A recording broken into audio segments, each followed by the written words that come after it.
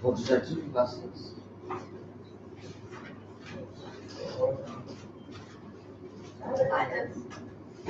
Or Exceptions. Right. Okay. Now, just a quick reminder of what we were doing. We were doing the chapter called misrepresentation.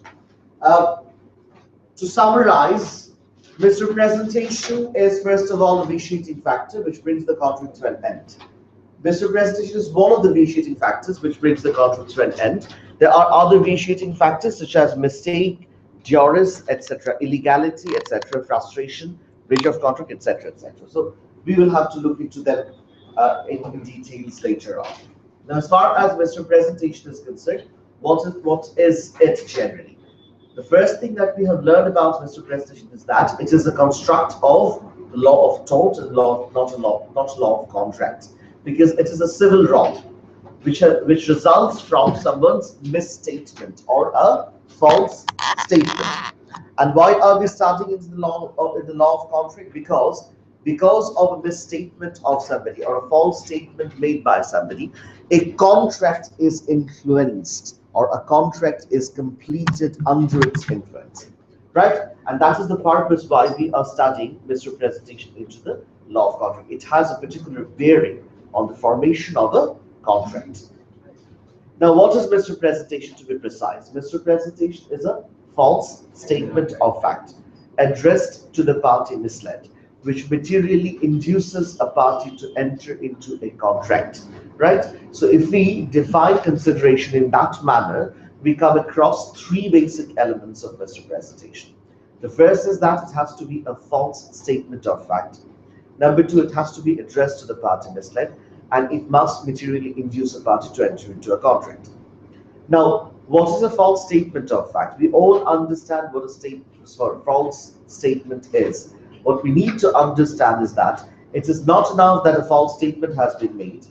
The statement has to be a statement of fact. Now, a statement of fact cannot, just for our understanding, be defined in clear terms. We rather need to concentrate on understanding different types of statements in order to distinguish the statement of fact from each of them. So a statement of fact is basically distinguishable from a statement of opinion. A statement of opinion is not generally capable of being a misrepresentation unless the statement of opinion comes from a person who has the required skill and knowledge in forming an opinion in a given field of expertise. If that is the case, then we shall rather treat the statement of opinion to be a statement of fact, and hence that would be a misrepresentation. Similarly, a statement of future intention is not capable of being a misrepresentation unless the statement of future intention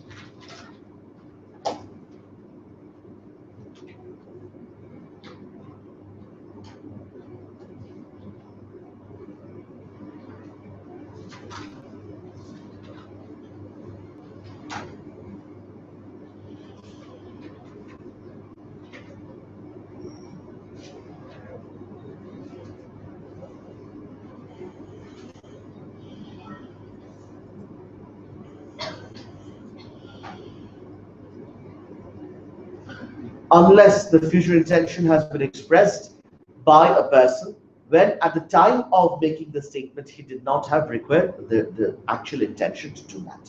So in that case, we will call it a statement of fact and it will be a misrepresentation. Then comes the question of addressing it to the party misled. So the party who was influenced and the party to whom the statement was addressed, these two parties must be the same party. These two people